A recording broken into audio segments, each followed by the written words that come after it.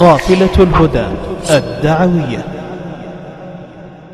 طيب، بعض الناس يقول أنا الآن أخطأت، أنا الآن فعلت المعصية وأنا لوحدي في الخلوة وليس معي أحد إلا الله.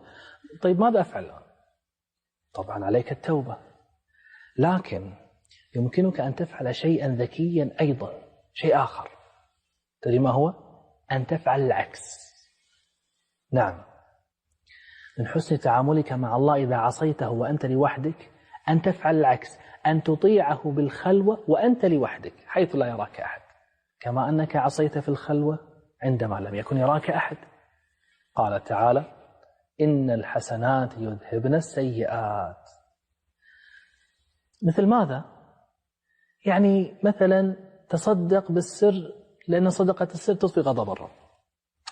مثلا اركع بعض الركعات بالليل حيث لا يراك أحد.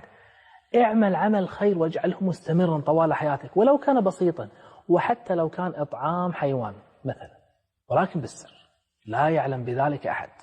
فقد كان الصالحون يستحبون أن يكون للرجل عمل صالح مخبأ لا يعلم به أهل بيته ولا زوجته ولا أحد.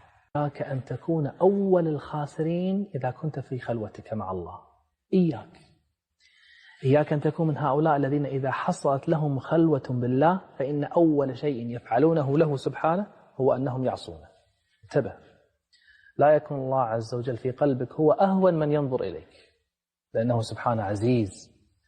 أتدري أنه يستحي منا؟ كما ورد في الحديث أنه يستحي منا، فمن باب أولى أن نستحي نحن منه.